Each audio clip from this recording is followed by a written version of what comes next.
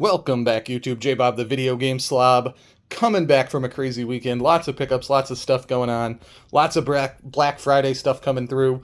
Yeah, we'll tackle all those in other videos, but yeah, I don't know. That's a Monday. Figure we just spend like 5 minutes going over what's been coming in, what we've been picking up. So, yeah, I don't know. This was just kind of a random one. Ended up finding this, I think, for like on a Black Friday sale somewhere and thinking that seems too expensive for a limited run game, even on sale. And so I went on eBay, and I think I landed these for like $28 shipped or something like that. So got a copy of that. Always great to have a limited run game. I love these old like mashups that they do, the NES classic mixes or anything like that. So just a really cool like mashup. I don't know, the reviews looked really cool, so there you go, had to have it. And for that price, I bought one. My friend bought a pair of them. And so we'll just add them to the collection, see where they go, play it, have fun with that. Since I was there, I went up to the antique mall. I've been having a great month up there. We're at about $3,000 worth of sales for the month. And so I was out of Switches, and so my buddy has like a ton of these. He literally just has an entire like cube of them. I think he has like 20, 25 in back stock. So I said, hey, I sold 2 this month. I'm out of them. What's your slowest selling model? Give me that one at a deal. So for $70, I picked up a Switch Lite. Should be able to make some money off of that, and more importantly, just have them in stock. So if people come into the store, they see I have every system they may want. Now, of course, I need to clean that up. That wasn't included in the deal, but there you go. I did sell off, for the reason I was even up there, $740 of my back issues of Nintendo Power. So shout out if that was you that came down and bought most of those. I sold the rest to my buddy's store. Nintendo Power is just selling so well for him that he can pretty easily get $15 or $20 an issue out of them. I really can't. So I was pretty lucky to get like $10 an issue out of them by the time I lot them up or ship them or do anything like that. I don't often do much better after fees and that kind of thing, and nobody buys them out of the antique mall for me. So that's what those were. So sold off a whole bunch of that stuff. So that headed off to him. These finally showed up in the mail. Ordered these a long time ago. I tried to get in on the 30th edition PS5 consoles, and that didn't work.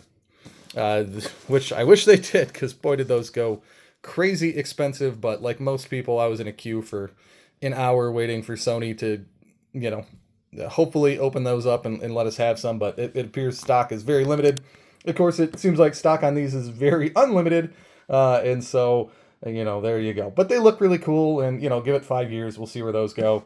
For the price that they were, I think they were like $65 or something like that. Let's let that ride.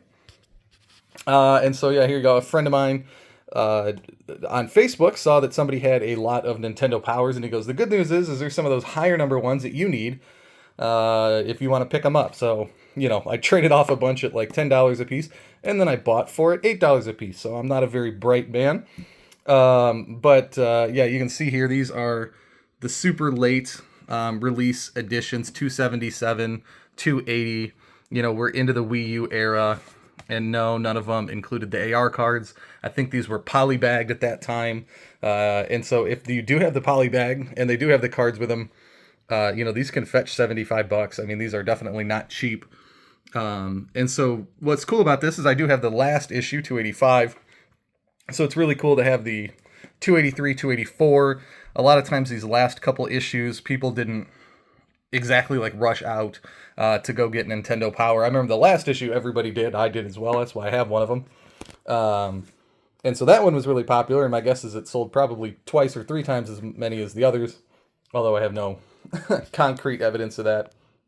But yeah, I'm missing, I don't know, 30 to 50 Nintendo Powers out of the run. I have like the first, 200 pretty solidly, maybe first 225. But yeah, there's a bunch of holes in the 250 and above. And I'm sure there's some below that, but most of them are up there. So really cool to get 4 more. Am I going for the set? Sort of passively, so we'll see if that happens. And then I bought a bunch of music CDs over the summer, sold off what I needed to sell off for a couple $100. And so I'm in these CDs like $15, and so my buddy sells CDs locally, and so he's a big media guy. So we just did a deal for 3 flat rate boxes, well, 2.5 flat rate boxes of the CDs that I couldn't use, didn't want to listen to anymore, that kind of stuff.